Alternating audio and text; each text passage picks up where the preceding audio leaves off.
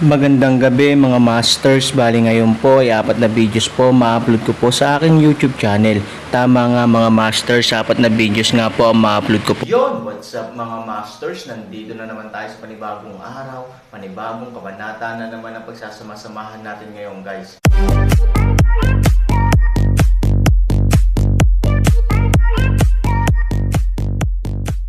Bali mga masters, kung bago ka pa lang po sa aking YouTube channel, please click the subscribe button, lalong-lalo na po yung notification bell guys, para maging connected pa rin tayo sa isa't isa at maging updated kayo sa mga susunod ko pang video. Bali mga masters, bago natin umpisahan ng kwento ay mag-shoutout po muna tayo para sa mga solid nating tagapakinig. Shoutout kay Danino Wamar at shoutout kay DM3XT. Yun na nga mga masters, no? Bali hindi na ito patagalin. In 3, 2, 1, let's go!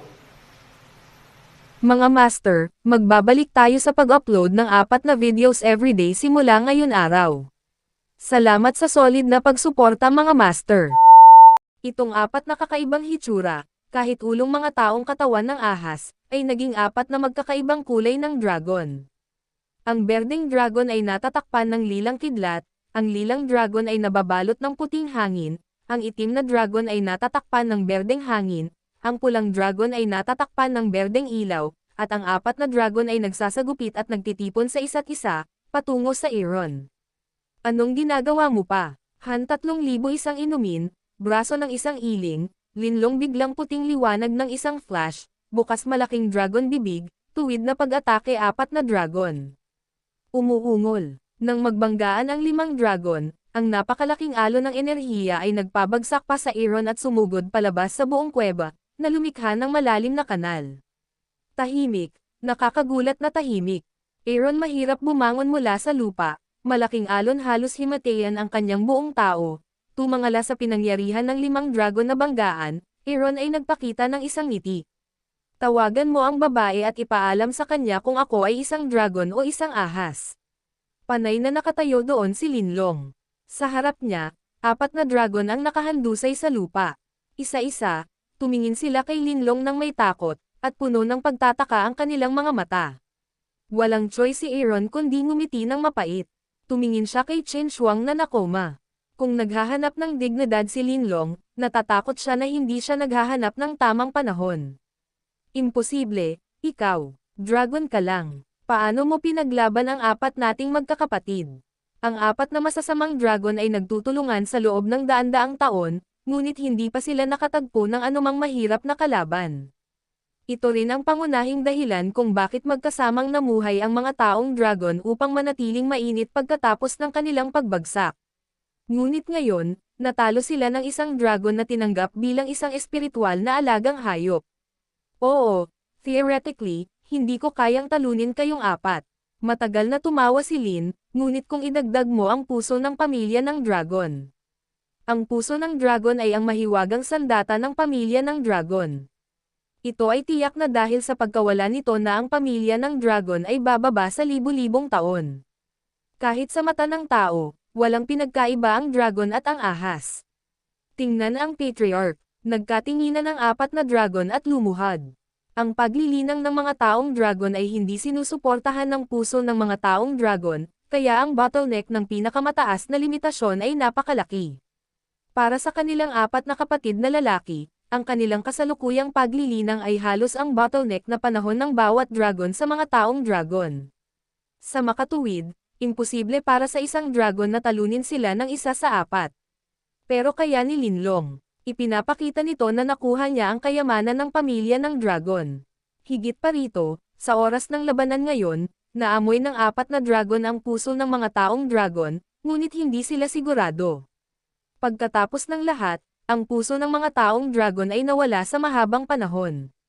Matagal na itong hinahanap ng mga taong dragon at wala silang narinig mula sa kanila.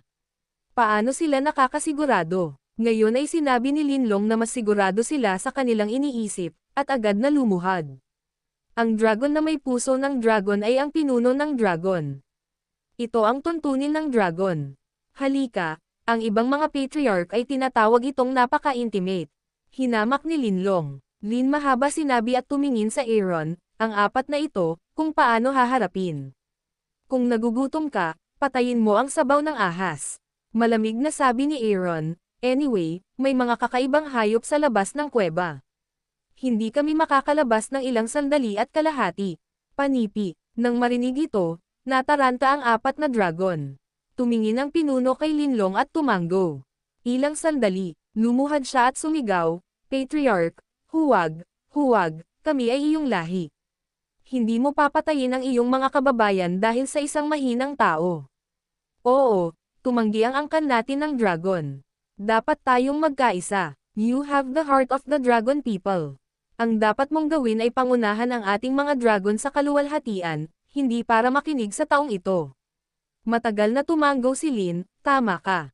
Pareho tayo ng lahi. Hindi kita dapat patayin, ngunit akayin din kita sa kaluwalhatian. Pero ang tanong, sino sa inyo ang dapat masaktan o hindi? Panipi, Patriarch, siya ay isang maliit na tao lamang. Kahit ang 4 naming magkakapatid ay madali siyang mapatay. Anong meron sa kanya? Oo, Old 4, tama siya. Nasa iyo ang puso ng mga taong dragon. Tayong mga taong dragon ay may libu-libong tao. Bakit gusto mo siyang pakinggan? Ang isang gang ng mga dragon ay sinusubukan pa ring pasayahin si Linlong, dahil alam na alam nila na si Linlong lamang ang makapagpapasya sa kanilang buhay at kamatayan. Tungkol naman sa Aaron, wala talaga. Nakangiting sinabi ni Linlong, oo, totoo na hindi ka maaaring magkaroon ng puso ng dragon. Hindi ka maaaring higit sa 10,000 tao, ngunit nakalimutan mo ang unang kalahati ng pangungusap. May isang tao sa harap ng 10,000 tao. Nang marinig ito, hindi agad naiintindihan ng 4 na dragon. Para maging simple, alaga niya ako at Panginoon ko siya. Naiintindihan mo ba? Agad na pumuti ang mukha ni Silong.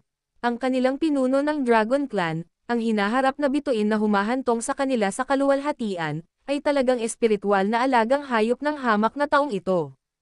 Itong, Patriarch, niloloko mo ba kami? Maingat na tanong ng ulo ng 4 na dragon. Kung ito ay peke, ito ay garantisadong. Matagal na ngumiti at tumanggo si Lin.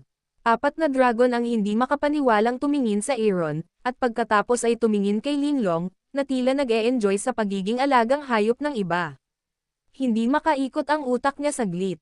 Ano ang problema? Bakit? Ang mga taong dragon na may puso ng mga taong dragon ay ganap na malakas sa lahat ng direksyon.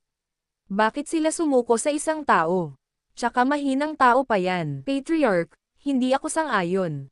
Umiling muna ang pinuno, gusto mo man akong patayin, magsasabi ako, basura lang siya, hindi siya kwalipikadong maging amo mo. Oo, sa tingin ko. 4 na ulo ng dragon na may pound na bawang, Linlong walang magawa, ito ay mamatay sa paghahanap ng kamatayan.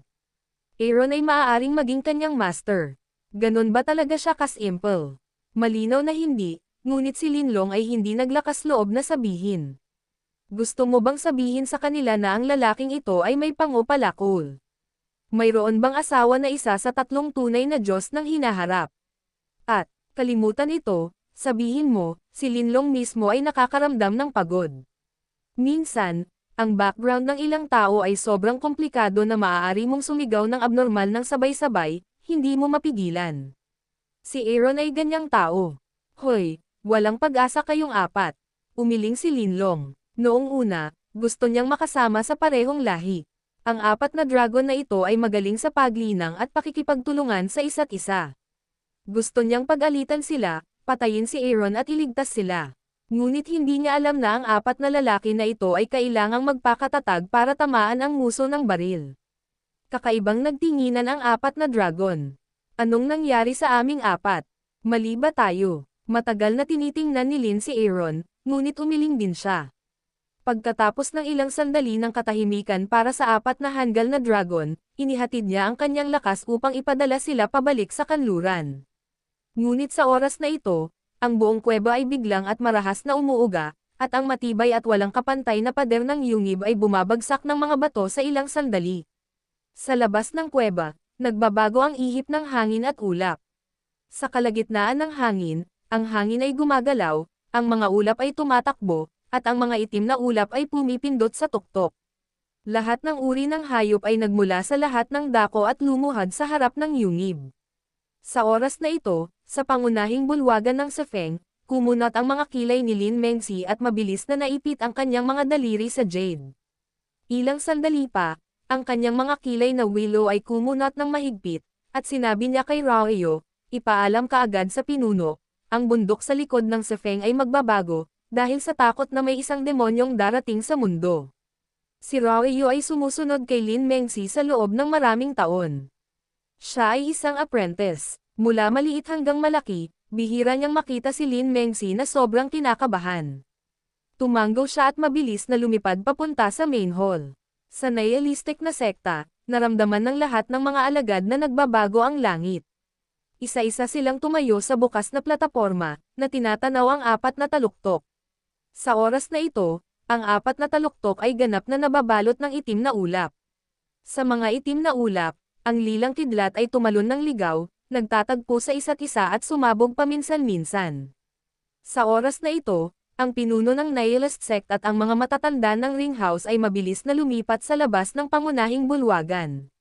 Younger Marshall Brother, kung nasaan ang apat na taluktok, may mga itim na ulap sa ibabaw nila. Mukhang ipinanganak iyon noong taong iyon.